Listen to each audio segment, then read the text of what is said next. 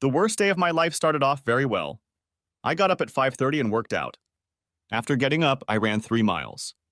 It was very foggy and I was the only one on the track.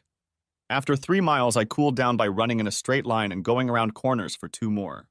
I went home and took a shower. By the time I got dressed for work, Sarah had my muffin and a glass of chocolate milk on the counter. I kissed her and snuggled up to her, sipping my milk. She complained about wrinkling it and ruining her lipstick, but she snuggled up to me. She still made my heart race every time I saw her. At 31, she was more beautiful than ever.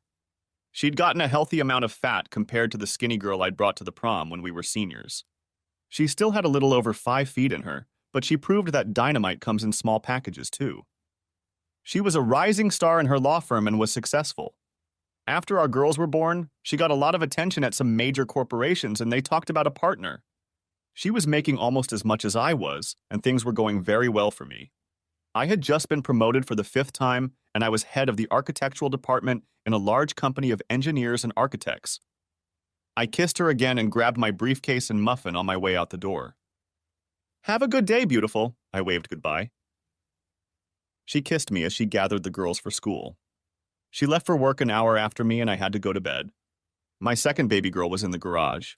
I had only owned it for 6 months. It was a burnt orange Charger Hellcat. I'd been driving Chargers since I was 16.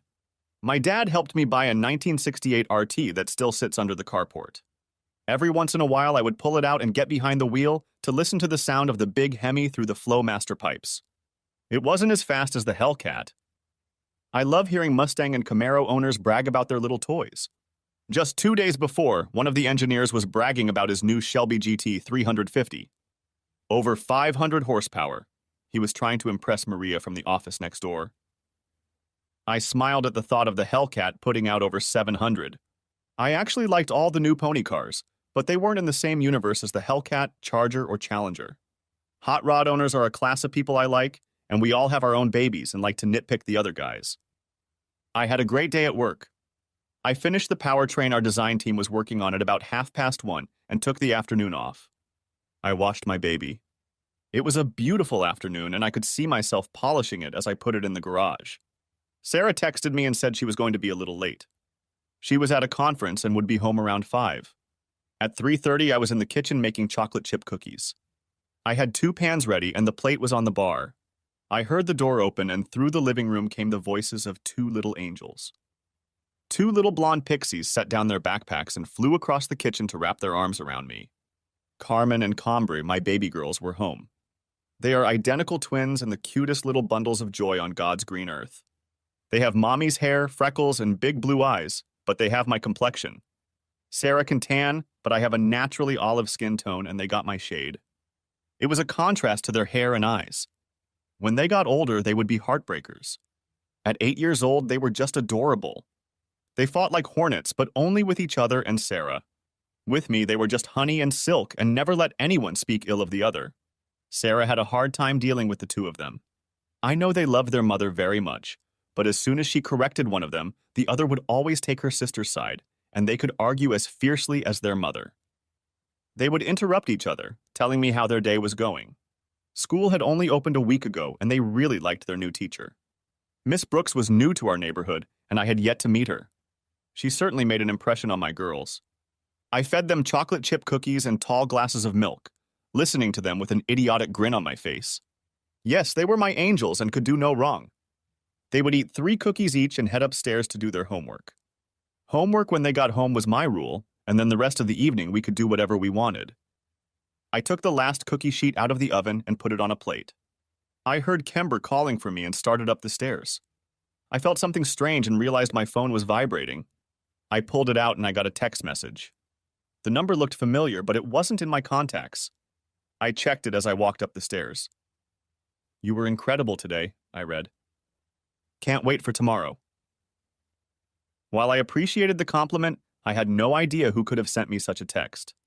Since I had no plans for the afternoon other than work, I figured someone had the wrong number. I decided to play a prank on whoever it was. "Thanks, babe," I wrote. "Remind me again about the time and place." I immediately got a text back.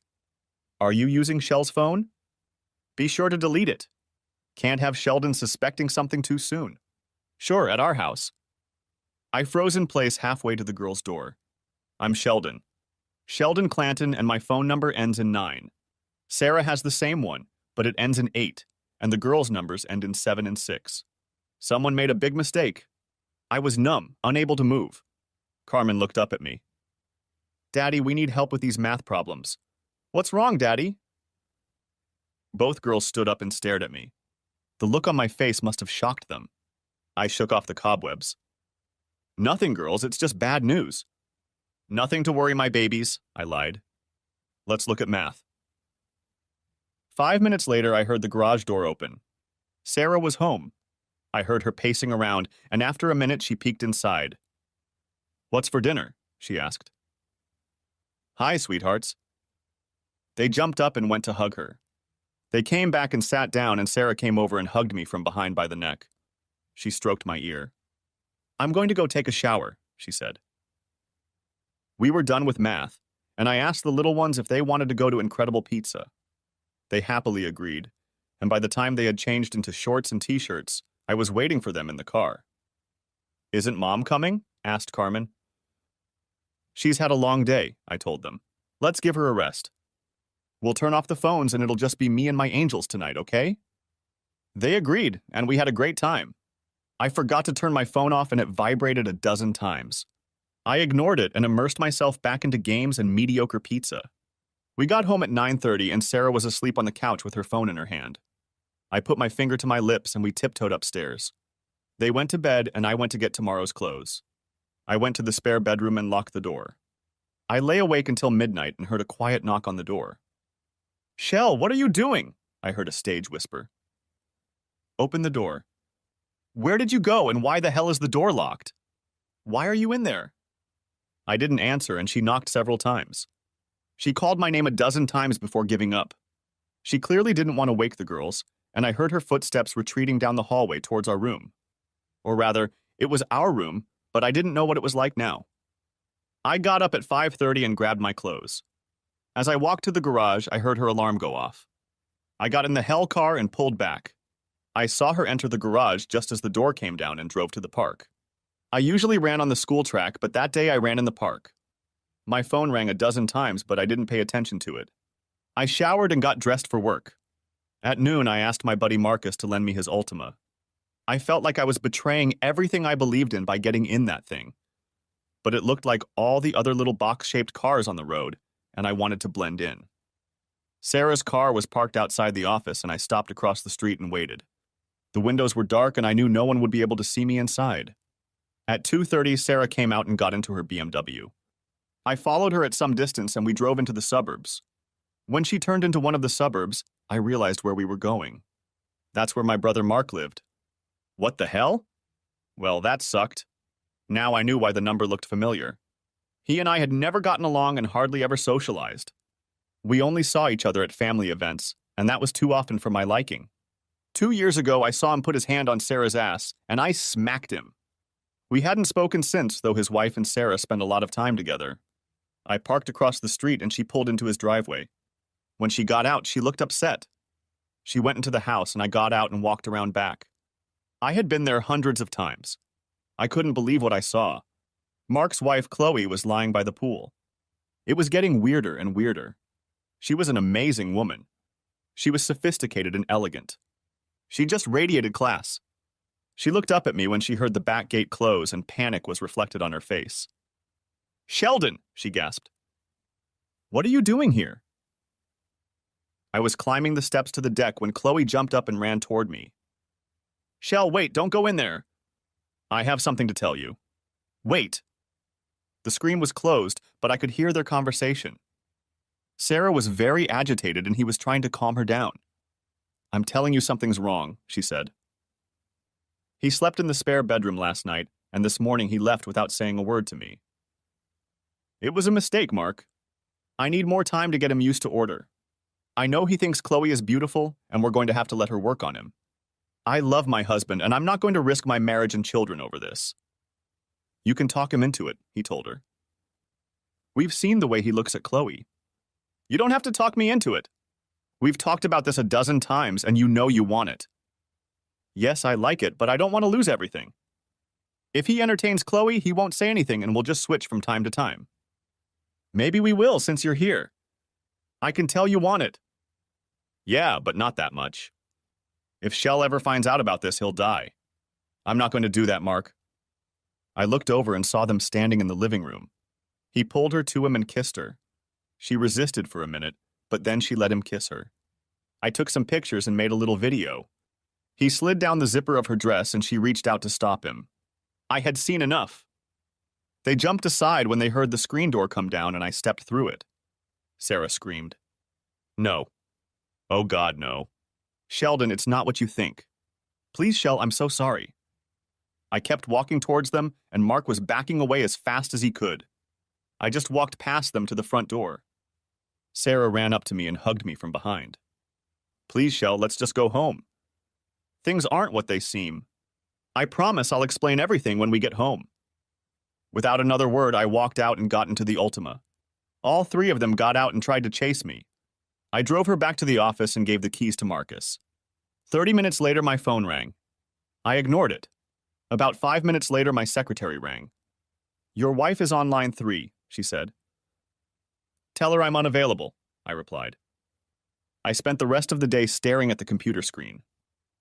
Your sister-in-law is on the phone, I heard 5 minutes later. I asked her to connect. What do you need, Chloe? Shell, we need to talk about this, she said. Why aren't you at home? You need to talk to Sarah. She'll explain everything.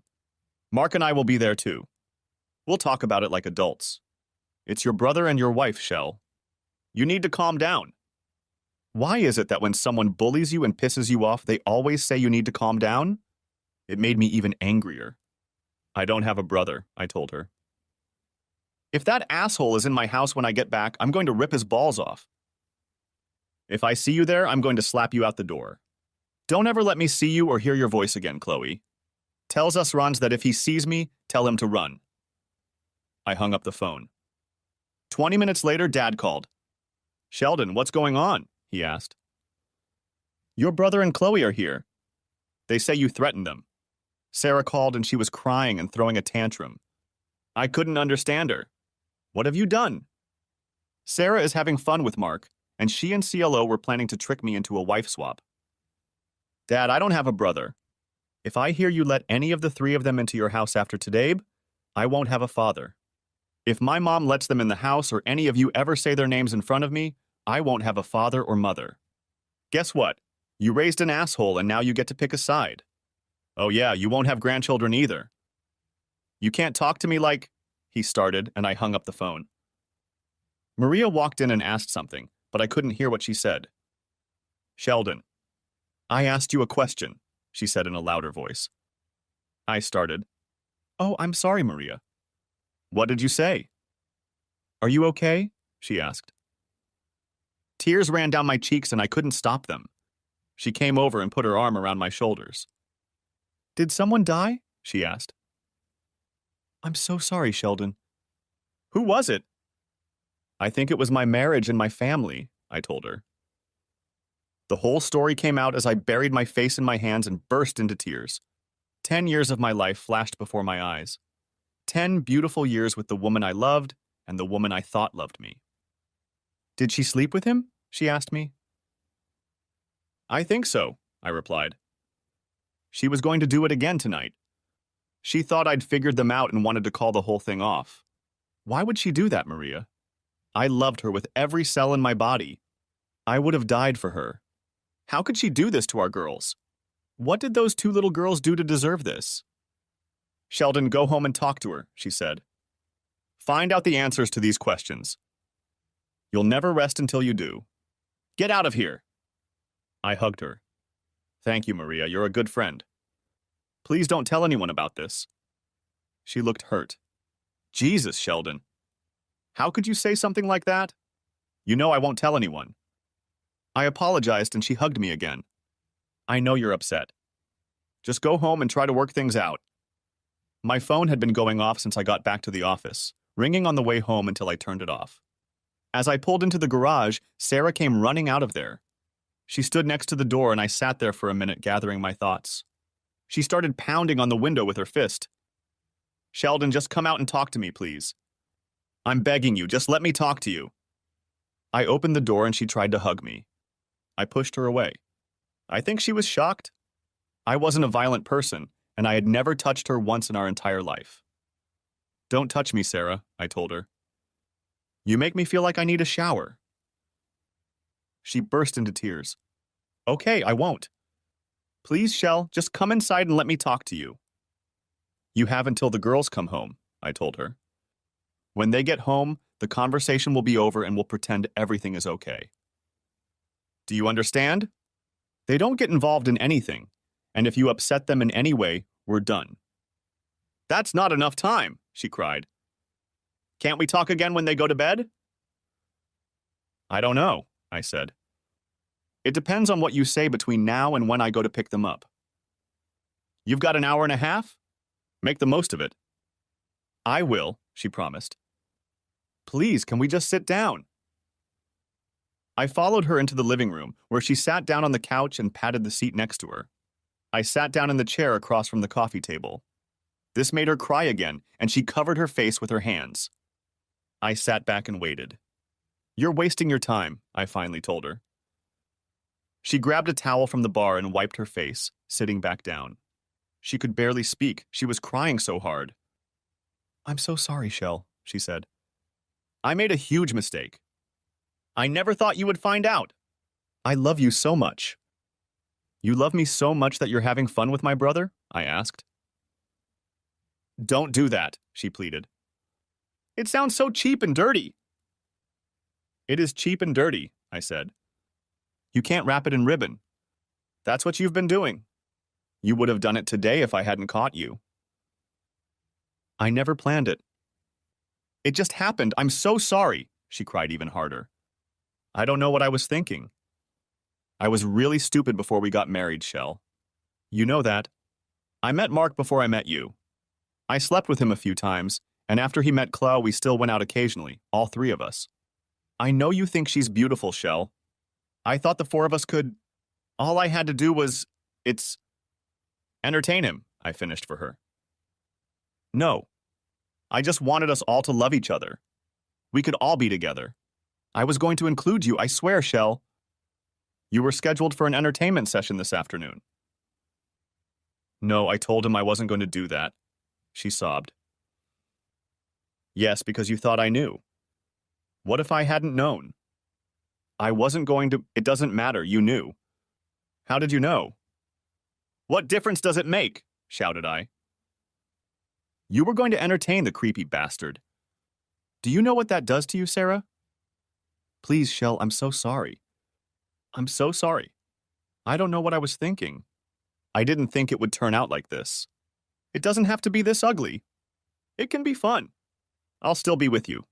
You can sleep with Chloe. I felt the bile rising in my throat and ran to the bathroom to throw up. I spit up for a minute and she tried to give me a washcloth and stroke me. I pushed her away and rinsed my mouth out. We went back and sat down. Did you hear what you just said? I asked. This could be fun. The next thing you're going to say is it was just sex. Jesus, Sarah, do you realize what a damn cliche you've turned into? It makes me want to beat the shit out of you. Yeah, do whatever you want, Shell. I won't say a word. I've earned it. Please, just forgive me. I didn't think you'd find out. I never thought about how much it would hurt you until I thought you knew. When you left last night with the girls, I knew something was wrong. And when you didn't want to sleep in our bed, I knew you were in a lot of pain. I knew you found out. I wanted to tell you and apologize, but you wouldn't let me in. I got up early to tell you and beg you to forgive me, but you left before I had a chance. I should have waited until... Please, Shell, I'm begging you. Do you still love me? Damn you, Sarah. How can you ask me that after what you've done? I loved you yesterday morning, and last week, and for the last 10 years. But that didn't stop you, did it? How the hell do you expect me to trust you after that? How do you expect me to believe anything you say? I don't know, she sobbed. I'll earn back your trust. I'll prove that you can trust me. I'll do anything. Just tell me what you want me to do. Do you want to entertain Chloe or someone else? I won't say anything. Please, just let me get my chance back. I'm so sorry. I'm so sorry. It was a mistake. Haven't you ever made a mistake? Yes, I've made a lot of mistakes. I make mistakes every day, I said. Last week I forgot to pay my cable bill. I spilled paint on the garage floor. I didn't forget I was married, and neither did you. That wasn't a mistake. It was a betrayal. The mistake would have been if you took him from me. I don't know how to deal with this, Sarah. Tell me how I'm going to get over it. I don't know, she cried. But I'll do anything. We can get help. I'll see a counselor. I'll wear a bracelet. I'll quit my job. I'm desperate, Shell. I never meant to hurt you. I don't want to lose the girls over this. Please give me a chance to make this right. Oh my God, the girls, I said. I have to go and get them. Get yourself cleaned up, Sarah. If you're not under control by the time I get back, I swear to God, I will throw you out of this house. Not a hint, do you understand? Yes, I'll take a bath. I'll behave, I promise. Can we talk again when they go to bed? You can't promise me a damn thing, Sarah. Don't make me any promises, I yelled. You threw away the only promise that matters, to give up everything else. Do you remember that promise? She just collapsed. Yes, I'm so sorry, but I forgot. Shell, can we talk later? Yes, we can. I'm just leaving now. Get cleaned up, Sarah. I was 10 minutes late picking up the girls. When I pulled up to the school, I saw them sitting on a bench in front of the school. A woman was sitting between them with her arm around their shoulders. She was a young woman of indeterminate ethnicity, possibly Hispanic and black. She looked to be in her early 20s. As I got closer, I was struck by everything. This woman was simply gorgeous. She looked tall and slender, and she had the biggest and warmest brown eyes I had ever seen. There were golden sparkles in those eyes, and the mop of shiny curls on top of her head framed one of the most beautiful faces I'd ever seen. Her skin was light coffee-colored and flawless. She smiled as I approached, and her face lit up like a beacon. Her teeth sparkled, and she nudged the girls. They looked up and saw me approaching. They jumped up and flew across the grass, and an avalanche of little girls descended on me. You're late, Daddy, Kember said. I'm sorry, baby, I told her. I lost track of time. It won't happen again. It's okay, Carmen said. Miss Brooks stayed with us. She rose to her feet from the bench, and I watched mesmerized as she came over and held out her hand to me. Mr. Clanton? I'm Carly Brooks, she said. I adore your girls. I'm so lucky to have them living in my room. Sheldon, I took her hand. She had long, thin fingers, and they were cool and soft in my hand. I realized I'd been holding on too long, and I shamefully dropped her hand. Thank you so much for waiting with them. I'm so sorry, Miss Brooks. I could barely speak. This woman was a walking wet dream. Carly, she corrected me.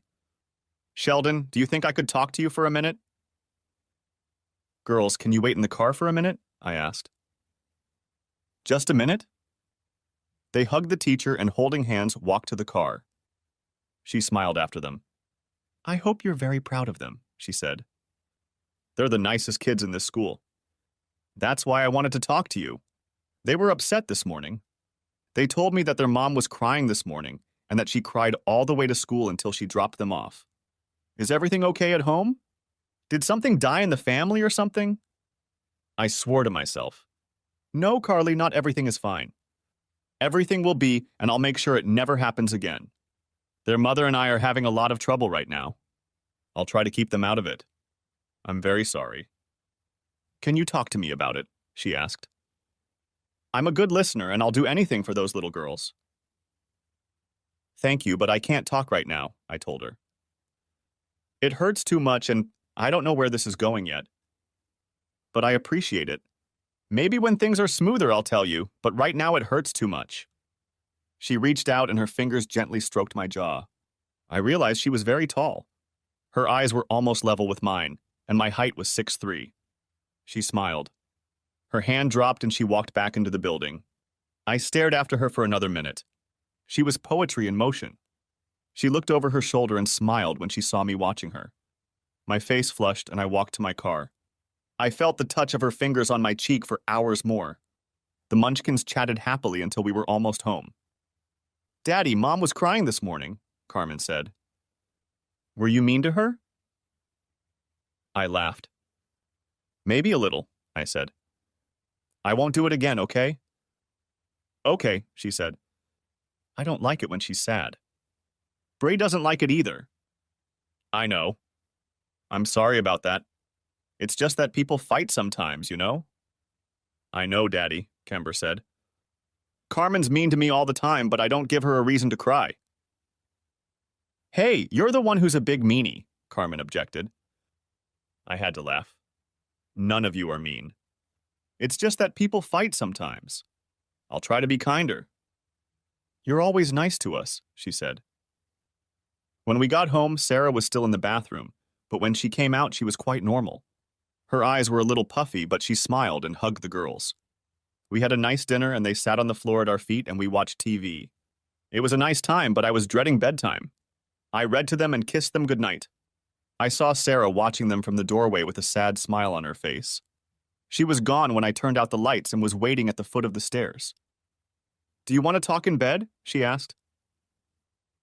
I'm not sleeping with you, I said. They'll find out if you don't, she said. Don't do that, Shell. Make me feel as good as I can. I need you to hold me. I need you to not be. Whatever. I caught myself. Tears ran down her cheeks.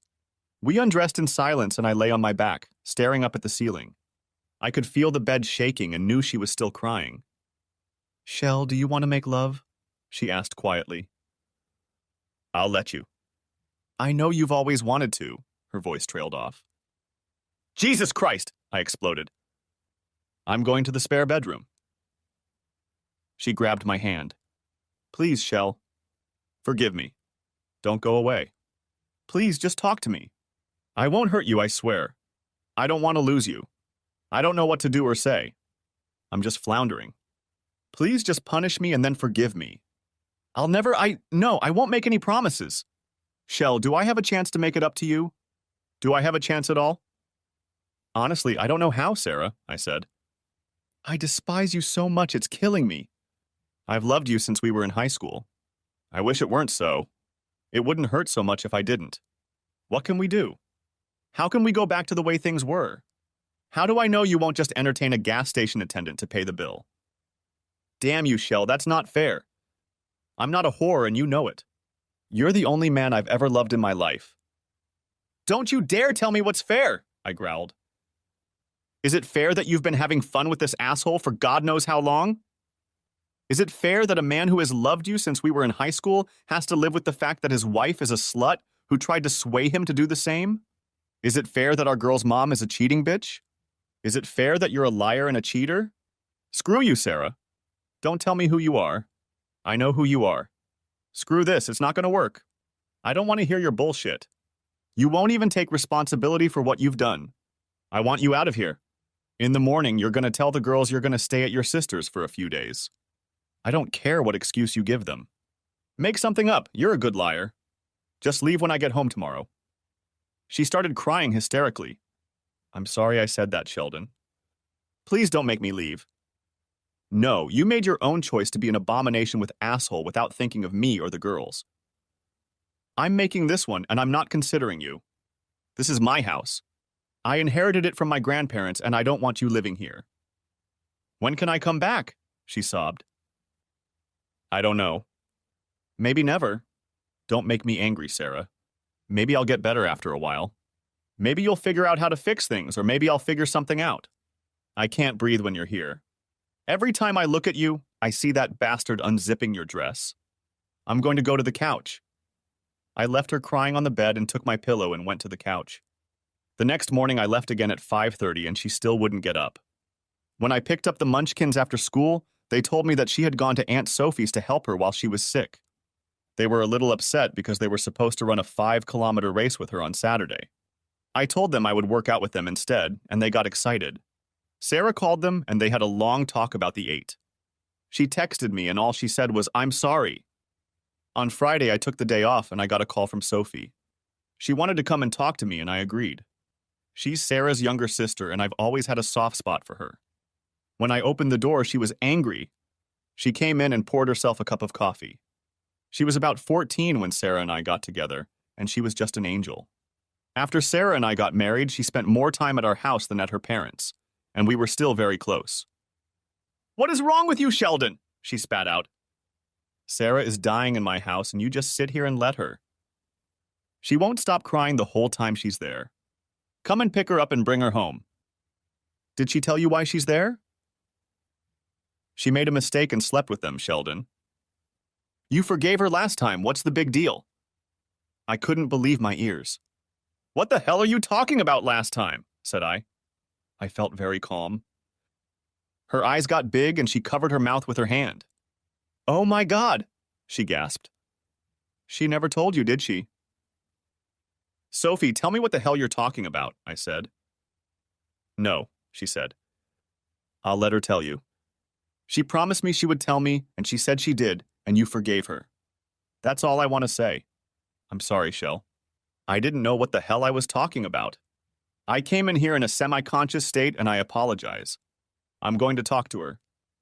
She kissed my cheek, and not 10 minutes later the doorbell rang. It was John and Alicia, Sarah's parents. It wasn't nice. I invited them in, and we sat down at the bar to drink coffee. "We're very disappointed in you, Sheldon," Alicia began. "Are you disappointed in me or Sarah?" I asked. "You kicked her out of the house," John said.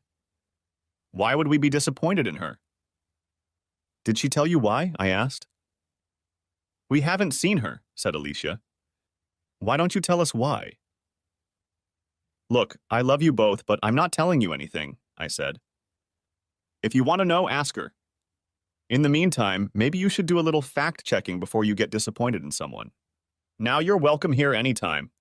You can see the girls anytime you want, but don't come back here to have this conversation with me again. Find out what's going on, and then we'll talk once. After that, it'll be over. It's really none of your business. Now I have some things to do, so I have to go. Finish your coffee, wait for the girls to get home, whatever, but I gotta go." I left them there with their mouths open. As I got into the Hellcat, my mind was reeling. The conversation with Sophie had knocked me out, and then John and Alicia arrived. Apparently there had been another incident, and Sophie knew about it. Sarah had promised her that she would tell me about it, but she hadn't. It made the situation look even worse. What am I supposed to do now? Driving my baby girl always gave me at least temporary peace of mind, and I pulled onto the freeway, heading north. There wasn't much traffic, and I had the Hemi's engine slightly ajar. I looked down and saw I was doing 85. It felt good. I looked in the rearview mirror. There was a new yellow Mustang GT driving behind me. It was too close for the speed we were traveling at, and it pissed me off. I pressed down on the gas pedal, and that big Hemi howled. The supercharger roared, and I took off like I was being launched. This engine burns 1.5 gallons of gasoline per minute at full throttle, and 650 lb-ft of torque spins the wheels like a freight train. The Mustang immediately began to fall behind. It held on until we passed 120, but by the time I got to 150, it was just a yellow dot. I stopped at the next exit. I needed gas, and there was a convenience store there. I pulled up to the pump and held out my credit card. I heard a motor rumbling on the other side of the pumps, but I didn't pay much attention to it. "Sheldon, is that you?" I heard a woman's voice say. I looked over, and there was a yellow Mustang. Carly Brooks was getting out of it. She was walking down the pumps toward me. She was wearing a button-down shirt and jeans. I noticed she was wearing white flip-flops, and her toenails were painted the same yellow color as her car. She looked absolutely stunning. "Miss Brooks, why aren't you teaching my daughters how to conjugate verbs?" I laughed. She walked closer and leaned against a pillar. "I took a personal day," she said. "I thought it was your car that whizzed past me. I tried to catch up with you and wave. God, you're so hot." "I didn't know you liked cars," I said. "That's a beautiful pony you have." "Do you have him complete?" "No, I put a lot of labor into him." "I can't believe you just walked away and left me like that." "It's the coolest muscle car ever made," I told her. "I like the Mustang, though." "What are you doing here?" "I live here," she said. "And you?" "Just trying to blow off steam," I told her. "That rough patch I was telling you about has turned into a mountain, and I just need to clear the brain fog a little." "Well, if we drove as fast as we did, we could both go to jail," she laughed. How about I buy you a cup of coffee and you let some of that fog out in my direction? Miss Brooks, I don't think you want to hear about my problems, I told her. I told you to call me Carly, she said. Come on, there's a Starbucks right down the street. I'll tell you a story and you tell me a story, okay? I agreed and pumped her gas. I followed her and we went inside. I ordered my usual triple espresso and she ordered something like a latte with lots of foam. She took a sip and looked at me. I couldn't keep from laughing. I have a mustache, don't I? She grinned. Yes, I tucked them away with my napkin. Her huge brown eyes looked at me with an unusual look. What's going on with you? She asked. Why were you driving so fast? Driving fast for me is like a shot of whiskey for other people, I said. When I'm upset, I drive or run. It calms me down and helps me think. Why do you need a shot glass? She asked. I'm not trying to pry, it's just that you look like you need someone to talk to. Carly, are you married? No, but I was engaged once. Can you tell me why you're no longer engaged? I asked. Yes, but I think if you don't burden me, it's only fair, she replied. She was sipping her latte and I could tell she was gathering her thoughts. I can't do that, she finally said. I'm sorry, Sheldon. I have to go. She stood up, and I could see tears streaming down her high cheekbones. I stood up and walked over to her. I pushed her back into the booth and sat down next to her. She protested, but I ignored her. I took one of her long, thin hands in mine. I'm sorry, Carly, I told her. I didn't mean to upset you. You don't have to tell me anything you don't want to. I didn't make a deal. I was just trying to find a place to start. It's okay, she said. If you don't let me out, I'm going to crawl under the table. I'm sorry, Sheldon, but I can't do that right now. It's too painful for me. I let her out. She stood up and hugged me. I just have to go, she said. I'm sorry I couldn't help you. It's okay, I told her. Will you let me buy you another cup of coffee sometime? I promise I won't make you cry. Usually girls have to get to know me a little before I make them cry. She let out a wet chuckle. That wasn't you. Yeah, call me sometime. I love your girls, Sheldon. I know you're a good father. She slid out of the car, and the little yellow Mustang shrieked its tires as she pulled away. It was time to pick up the girls, and I went to get them. They did their homework, and we went to Red Lobster's. They had endless shrimp, and we all love shrimp. By the time we were done, our table resembled a shrimp graveyard. The next day was a 5-kilometer race, and I had planned to run. It got postponed because Sarah wasn't there, and I agreed to run. We were seated at a table at the 3-kilometer marker, with water and Gatorade on a small table. When runners got there, they could grab a bottle and take it with them. There was supposed to be another worker there, but he hadn't shown up yet. I heard a car drive by in the distance, but the road was blocked by trees. I was shocked when a little yellow pony pulled up and Carly got out of it. She looked amazing. The girls squealed when they saw her and ran up to hug her. They took her by the arms and led her to her room. I could see she was uncomfortable. Hi, Carly, I greeted her. How did we get so lucky? She smiled and relaxed. Virtue reward, she smiled. We chatted merrily for a while, and then I heard the sound of a car pulling up. It was a huge Ford pickup. The door must have towered about 5 feet above the ground. I recognized it. It belonged to the baseball coach. He was an aging high school sports hero. Everyone knows him. His glory days as a sports star 15 years ago had created in his mind an image of God's gift to the earth, and in particular, to women. He had a shaved head and was about 6 feet tall. He played sports, it was obvious, and walked with his arms almost parallel to the ground so everyone could see how strong he was. His name was Hawk or Falcon or one of those birds of prey. He walked over to the table. Carly, how are you doing here, dear? Mister. Harrier, she replied. I'm not going to tell you again not to address me by my first name. We're not friends, and if you call me honey again, I'll file a complaint that you're creating a hostile work environment. His jaw dropped. What are you, a lesbian? He became indignant. Of course, that might have been the only possible explanation for any woman not falling to her knees in front of him. Your wife certainly didn't complain when I was at her house, Carly said. The girls gasped, and he jerked his hand away. I stood up and he looked at me. He may have outnumbered me by 20 pounds in 10 years, but he was a bully, and bullies don't want to discover any surprises. He didn't know me, so he walked back and got in his truck. "Girls, I'm sorry I talked like that," she said. "That man has been hitting on me since I got here, and I'm sick of it." "That's no excuse." "I'm sorry." Bray hugged her. "It's okay, Miss Brooks. We don't like him anyway. He follows all the young girls on his cross-country team. He's just creepy." Carly looked at me, and we both burst into laughter. "Remind me not to make you mad," I told her. "You have a mean streak in you, Carly." The first contestants started showing up, and for a while we were busy as bees. I asked the girls if they wanted to take Carly for wings later, and they were very excited about it. She agreed to come with us, and we headed home to get cleaned up. I know a place that serves some of the best wings on the planet. It was called Hackett's, and it was run by an old friend of mine. He was an older black man from Memphis, and he knew how to make wings. We were having a blast, and I didn't want it to end. Carly and the girls took my mind off Sarah, and it felt good to be human for a little while.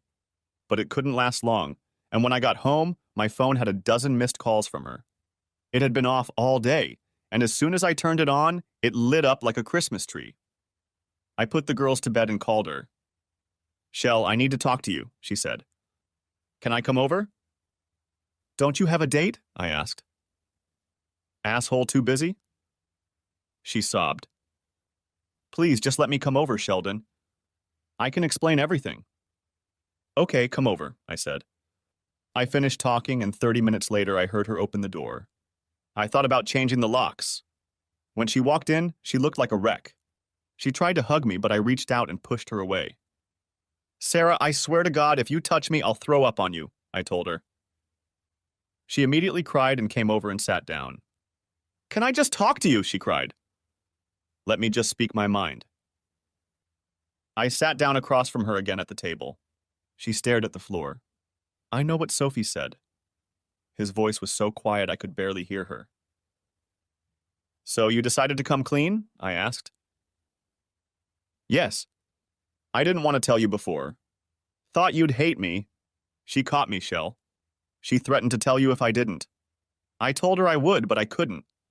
You were so happy, and I couldn't think about how it would make you feel. It was just, no, I'm not going to say it." I was drunk. One night we were at a Christmas party at school. All the kids had gone home, and you went with them. We started drinking. You know how it is in Catholic schools. Even Father Peter was drunk. Mark and Chloe were there. I just started talking to him. He was always saying how much he loved me. Do you know how long it's been since anyone but you said that to me? I feel like I'm getting old, Shell. I don't think I'm as pretty as I used to be. Do you know how many men have hit on me over the years? I like it when men think I'm beautiful. I've danced with them. They'll never get to me, but it made me feel good to know they wanted to. Barbara Jansen was there. Do you remember her? She was a freshman when we were seniors. She was a pretty little blonde who always thought she was something special. She married one of the teachers at an all-girls school. She said something to me about me looking old. I was drunk and it really hit me. Then Mark came over and asked if I wanted to dance. He was as charming and handsome as ever and kept telling me how beautiful I was. He kept telling me how good school was.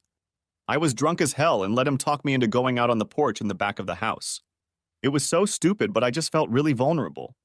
I made him feel good. I was so sorry. I felt disgusted with myself after I did it. I just couldn't believe that I was the kind of person who would do something like that. I'm so sorry. Sophie came out on the porch with her bow and caught me. She threatened to tell you. She called me all kinds of names and told me I was crazy for flirting with you. She said if I told you, she wouldn't mention it. I couldn't tell you. I was so ashamed and I was so afraid you'd leave me. I told her I told you and you forgave me. I wish I'd told you. That's when it all started again. I screwed it up, Shell. I'm a stupid bitch and I messed it up. I'm so sorry. I hate myself, and if I made you hate me, I don't know how I can go on. I've never loved anyone but you. And I never will. Please, Shell, don't hate me. Please forgive me. I swear to God, if you let me make it up to you, I'll work like a slave. I'll do anything you say. Please don't leave me. Please don't take my girls away from me. What can I do? I'll do anything. I know now that you will never accept that. Sarah, I don't know what you can do, I said. I haven't had time to decide what I should do. How can I trust you? You've lied to me several times. You told me you were working late and you actually cheated on me. What if I forgive you and one day you have to work late? What would I have to think about? How will I be able to not wonder if you're having fun with some guy? How does that work? She cried uncontrollably. I don't know, Shell. All I know is that I love you and the girls and I see what I've done. I see how my stupidity has hurt us and our family.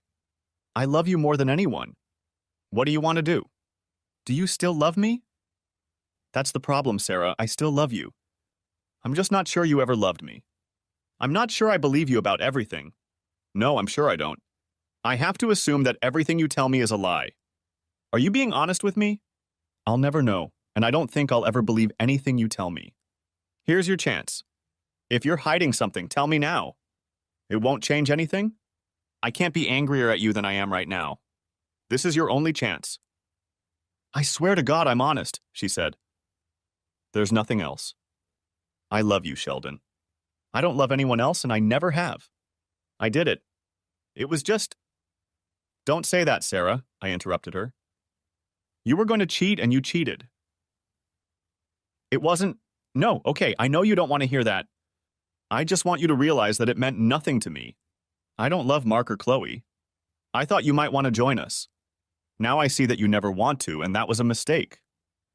Well, it sure meant something to me, I told her. The problem is that it meant nothing to you. If I was having fun with some stranger, would it mean something to you? It's not the same thing, she said. It's exactly the same thing, I told her. Screw it. If you keep trying to dodge and evade responsibility and minimize what you've done, it's not going to work. I'm going to see a lawyer tomorrow, Sarah. I suggest you do the same. Why? She asked. Why do I need a lawyer? When I file for divorce, you'll need one, I told her. She let out a little squeal and fell over. I said nothing, and she sobbed for about 5 minutes before she could speak. I don't want a divorce, she sobbed. Please, Shell, why do you want a divorce? I told you I'd do anything. You don't even want to step forward and admit how badly you screwed up, I told her. You're trying to make excuses and minimize your cheating like there was nothing to it. No, it didn't, she protested. I can see how much it hurt you, and I'm sorry. I'm just trying to make you realize that I only love you. They don't mean anything to me. You're my man. So you were willing to sleep with me for people who meant nothing to you? Is that what you're telling me? Is that supposed to make me feel better? I don't know what I'm saying, she sobbed. I'll say whatever you want me to say. I'm just trying to say something to get another chance, to get you to forgive me. Tell me what you want me to say. How about I'm sorry, Sheldon? I screwed up and it won't happen again? Yeah, I'm sorry. I screwed up and I won't do it again. Can I please go home, Shell? I'm dying without you. It kills me that I can't be around the girls. I'll do anything. I'll sleep in the spare bedroom. I'll be your slave. I'll cook, I'll clean, and you can use me however you want. You can have girlfriends or whatever else you need to get over it. Actually, I can, I told her. You know I met someone I'm really interested in? I was afraid of that, she said. Go on a date with her. Bring her here and I'll cook for you. I'm as serious as I can be, Shell. I'll do anything to be a part of your life. I just want to live with you and the girls. Just give me a chance to get you back. I'll never have another man as long as I live. If you need to get revenge or punish me, I know I deserve it. I'll take my blows and I'll never complain. Just give me a chance. Let me think about it, I told her. I'll call you tomorrow and let you know what I've decided. Don't say a word to the girls, okay? No, I won't. I'll do whatever you say. Thanks for talking to me, Sheldon. I know I don't even deserve it. You're a good man, and I'm taking advantage of you. I'm sorry, but there's nothing I can do. I'm dying inside at the separation from my family. Maybe you should have thought about that. No, forget it. I'm not going to hit you, I said. I need you to talk to someone, Sarah. With pastors, rabbis, counselors, or anyone else. I don't think you have the right moral compass. Will you do it? Yes, I'll do anything, she said. She left, and I lay awake most of the night thinking. I didn't want her to come back. The thought that she couldn't be serious about what she had done, that it meant nothing to her, kept me awake. How could I accept her back if she didn't even see anything wrong with what she had done? The only thing she regretted was hurting me and almost losing her family. It was so screwed up on so many levels that I didn't know where to start. The problem was the girls. How could I ruin my little girls' lives by kicking their mother to the curb? I fell asleep, still unsure of what I should do. In the morning, I had some clarity. The girls loved their mother, and she was a wonderful mother. They didn't deserve anything like that, and I needed to make their lives as good as possible. I was sure that living with a cheating whore would not be good for them. I called work and got the day off. When the girls got up, I told them I was picking them up from school so we could talk. It was the hardest conversation of my life. I didn't tell them that their mother was a cheating whore. I just told them that we had some issues we needed to work out. She won't live with us, and we are trying to work out our problems. They cried as if someone had died. At first, they accused me of messing things up, but when I told them I didn't do anything, they realized what was wrong. Did Mom do something bad? Asked Kembra. Dad, did she cheat on you? I'm not going to tell you anything bad about your mom, I told them. She loves you very much, and you shouldn't blame her for anything.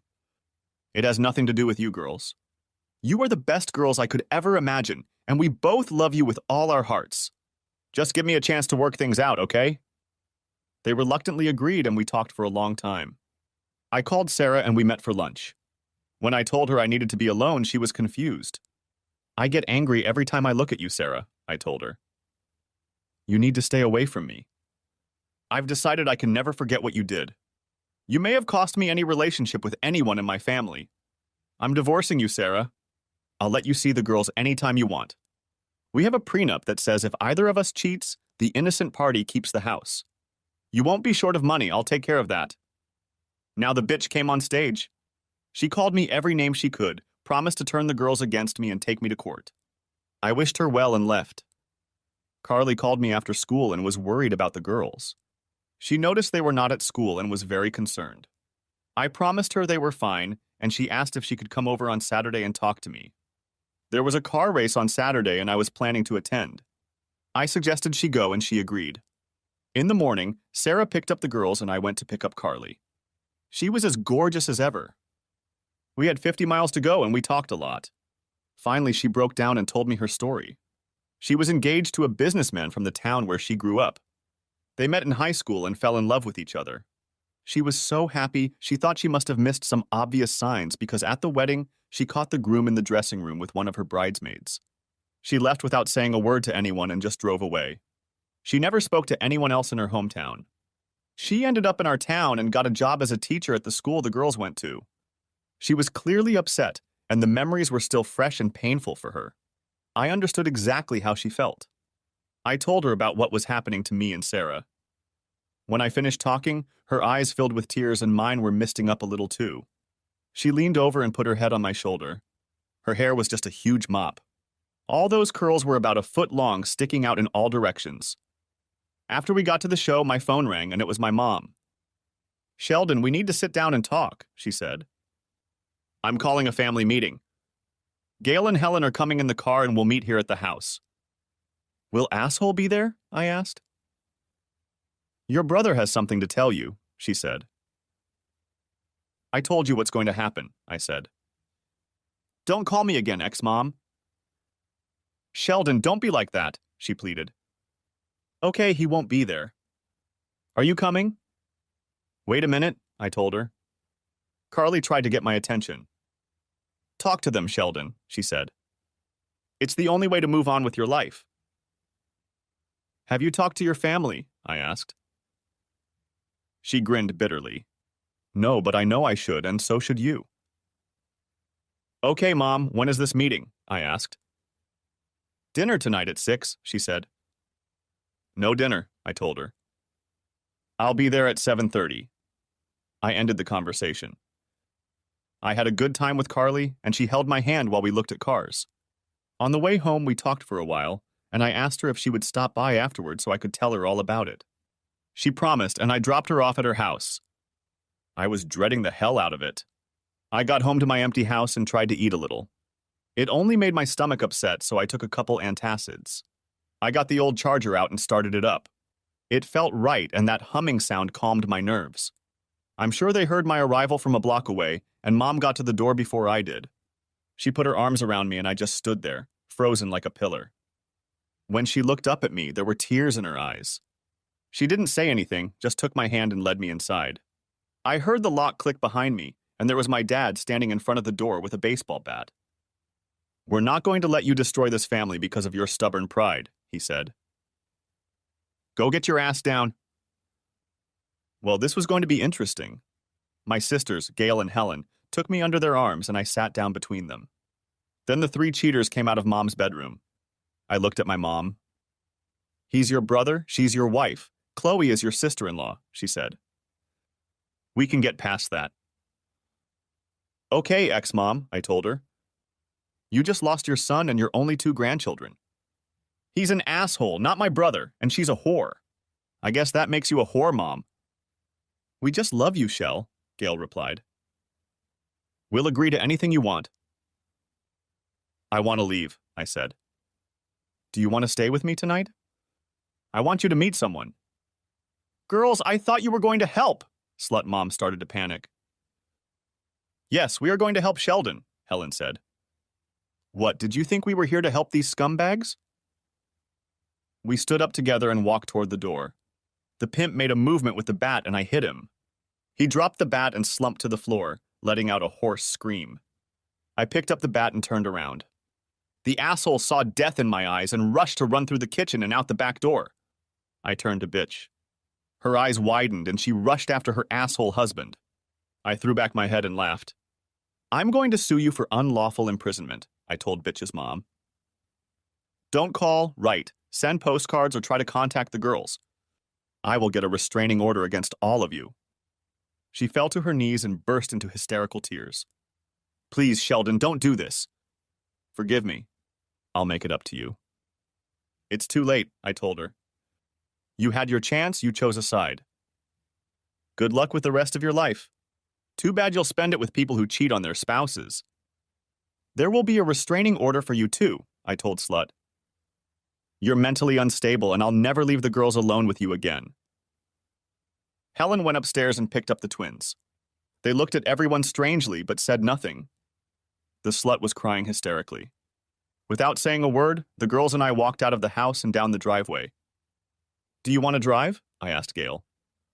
I tossed her the keys. She squeaked excitedly. "Really, Shell?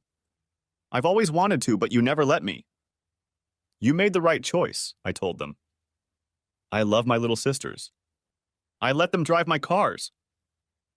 We bought Chinese food on the way home and Helen tried to wring our necks. On the way out, I called Carly and we bought food for her too. The twins dashed across the room when she walked in and rushed over to her. They each took her hand and led her over to their aunts. "This is our teacher, Miss Brooks," Cambry introduced her. "I think she's Daddy's girlfriend too." Carly was blushing furiously and looked simply adorable. "Comber, we're just friends. You don't have to say things like that." "Well, since Mom cheated, we want you to be with Daddy," Carmen told her. "Girls, that's enough," I scolded them. "You're embarrassing our guest. Let's go to bed with you." "Sorry, Daddy," came a soft chorus. Aunt Helen, Aunt Gail, read us a book. They escorted their aunts upstairs and left Carly and me in awkward silence. I walked over to her and she looked a little frightened. I took her hands and pulled her to me for a hug. Her curls tickled my chin and she pressed herself against me. "How about it, Carly?" I muttered. "Do you want to be my girlfriend?" She tilted her head to look into my eyes. Huge brown eyes were full of a golden sparkle. "Maybe," she whispered. "I won't be with you until you're with her," she told me. "I understand," I told her. "I'm not her, Carly. And I'm not going to be her. It's going to take time to work all this out." "I have the rest of my life," she said. The next morning, I went to see a lawyer. Her name was Marcy Gray, and she was very rude. I think at first she thought I had left my wife for a status upgrade. She was in her 40s. I wanted her to like me, but we started off on the wrong foot. If you came here to avoid paying child support, you need another lawyer, were the first words out of her mouth. That pissed me off. Okay, that's not why I'm here, but thank you for having me. I stood up and walked out. I stopped at her receptionist's desk and asked how much the reception cost. She opened her mouth, but Miss Gray interrupted her. What the hell is going on with you? She shouted. You can't just leave like that. Watch me, I told her. I don't know who you think you are, lady, but you can bite me. I don't have to listen to insults, especially from the people I hire. Back off. She puffed up like a toad frog. She opened her mouth, then started laughing. She laughed until she was in tears, then came over and took my hand. I'm sorry. She wiped away her tears of laughter. Sometimes I forget that there are decent men in the world. I see so many assholes every day that I forget. No one has talked to me like that in years. Please accept my apologies. Come back and talk to me. Tell me what's going on. Despite my misgivings, I let her walk me back into the office and she poured me a very nice whiskey. I told her the story and she got rude again, but mostly against my ex-family and slut. She called the receptionist and asked her to bring the forms. I paid her fee and signed 10,000 times. She promised that the restraining order would be obtained the same day and the divorce would begin as soon as possible. She shook my hand and the case proceeded. 3 days later, the hooker was sued and my ex was charged with unlawful restraint and terroristic threats. The pimp was even charged with attempted assault for his actions with a baseball bat.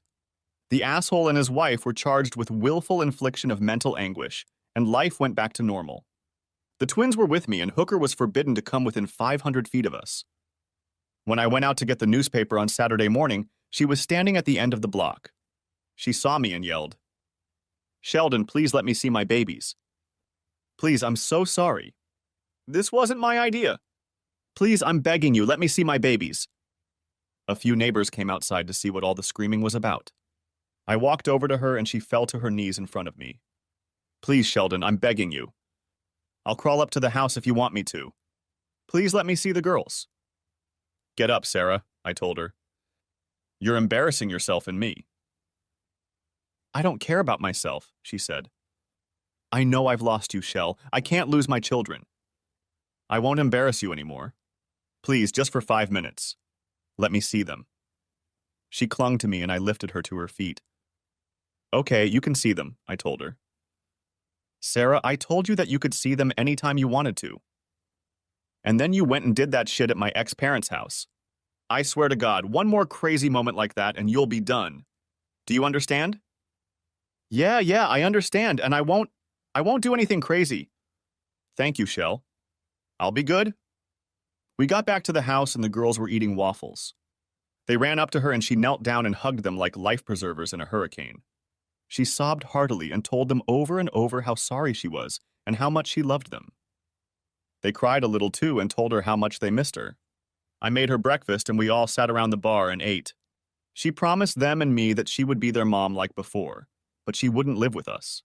I think they understood and agreed to stay with her every weekend. I told her she could come over anytime during the week if she wanted. They left to watch TV and we sat and talked for a while.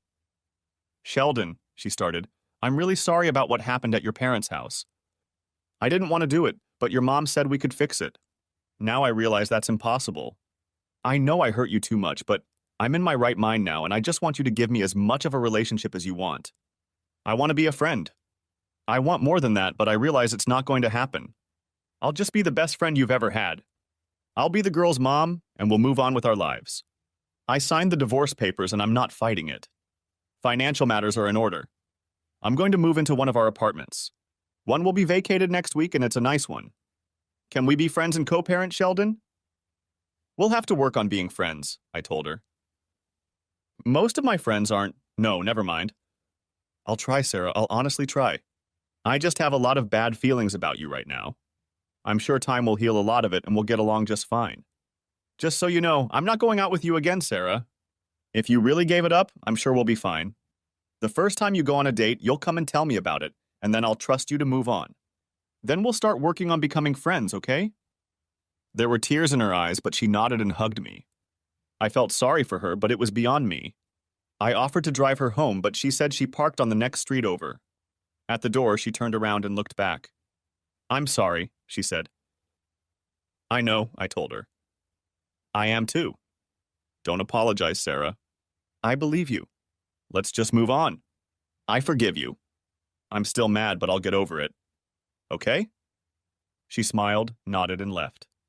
She came over on Monday and Wednesday, and on Friday I let the girls go out to eat with her. We seemed to get into a regular rhythm and things seemed to be going well. The next week I got a call from Marcy Gray saying that my ex-family's lawyer had talked to her and wanted to set up a meeting. I declined, but she said it was in everyone's best interest, so I agreed. The only condition was that asshole wasn't there. Everyone agreed and we sat around Marcy's conference table. They were all very remorseful and full of remorse. They wanted me to drop the charges against them and were willing to do almost anything to make it happen. I told them that if they would sign agreements to never contact me or talk to me again, agree to never talk to or contact girls again, and that if the pimp would let me kick him in the balls again, I would drop all charges except those against Zazarans. Marcy liked that very much, and they agreed to all the terms except the last one. Chloe and Mom agreed, but the pimp didn't want to for some reason. He probably needed to have a baseball bat in his hand to feel comfortable having his scrotum kneaded. Mom threatened to kick him herself, and he finally agreed. Macy gasped, and I told him I wasn't going to do it right away, but he had to be ready. They signed the papers and walked out. As soon as the door closed, Marcy broke out into a mad giggle. I told her that a woman shouldn't giggle like that, and she ran off to the bathroom. When she came back, she was calm until she saw me, and it pissed her off again. Sheldon, you're such an idiot, she gasped. You almost made me shit my pants. You know I can't write about this in the papers, right? I chuckled. Well, yeah, but I like the idea of him worrying about whether or not I'm coming after him tonight. You're a hard-ass dude, she finally soothed. Are you going to stick to that? You have no idea what I've put up with because of asshole over the years, I told her. He's stolen my toys, gotten me in more trouble than you can imagine, and it's all been fine with them. Jesus, Marcy, he entertained my wife, and that was fine with them. The problem was my stubborn pride. I'm done with them. I hope they all die alone and in misery. I guess I don't blame you, she said. The divorce will be final in 60 days. What will you do then? Move on, I told her. I have a few plans. I even have a few plans for asshole. She looked at me incredulously. You won't need a criminal defense attorney, will you? God, I hope not, I said. Are you any good at anything? I do family law, she said. I'll bail you out, but I'll have to recommend a colleague if you're charged with a crime. I didn't expect to be charged. This asshole was coming out of a bar one night, and 3 masked men jumped him and dragged him into an alley. They beat him to a pulp, paying particular attention to his genitals. The police report says they asked him a question over and over again, and he couldn't understand it. It was, "What's the frequency, Kenneth?" They must have thought he was Dan Rather. He said he didn't know any Kenneth and had no idea who they were or what their frequency might be. I was with Sarah and the girls at the time, and no one questioned me. After he was released from the hospital, he was home while Chloe was out of town, and then there was a home invasion. He was beaten up again, this time by 4 guys. The questions were different. They kept asking him why he wasn't wearing socks. He had no idea what socks were supposed to be, so they played ping pong with his balls. I was on a date with Carly. A month later, he was ambushed in the parking lot at work. He couldn't quantify the number of assailants, but they asked how often he did it, and again disapproved of his choice of socks. I was at the Twins' soccer game with Sarah. I was questioned by the police that time. Assassination attempts seemed to be a favorite of jealous husbands, but I had a solid alibi for all the attacks. 2 months later, his car started having problems. 3 times a week for 2 weeks when he came home from work, it would get a flat tire. Mysterious holes in the sidewalls, maybe the size of ice picks. Security guards started watching the car, and it regained the ability to keep air in the tires while he was working. But as soon as he went into a store or bar or left it alone for a minute, the problems resumed. Injector problems took it out of service for a while due to the presence of mothballs in the fuel. The repairman said the mothballs in the gas tank were probably the cause. How it got there remains a mystery. A month later, his grill exploded when he tried to fire it up. There was a gas leak, and for a time he lost his eyebrows and eyelashes, as well as the front of his hairbrush. This streak of bad luck continued until the climax came when the airbag in his car unexpectedly deployed, causing him to crash into a tree. Of course, by then the airbag had deflated and he was injured and hospitalized. His wife, the lovely Chloe, decided that his bad luck might be starting to affect her and filed for divorce.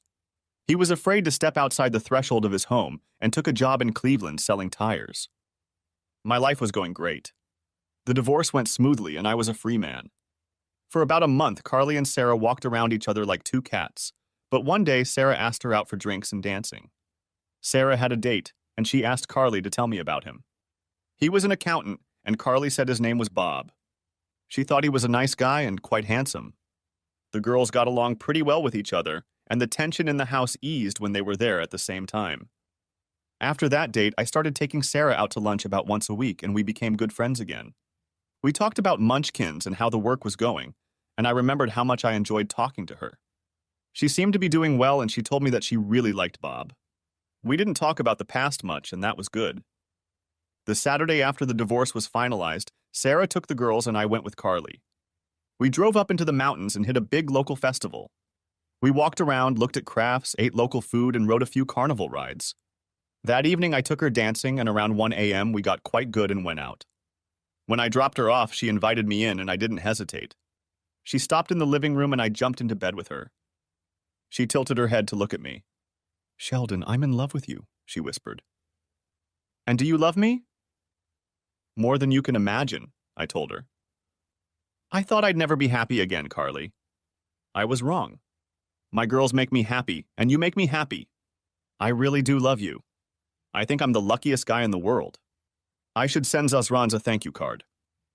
She laughed. "Well, I wouldn't go that far, but I'm happy here with you too."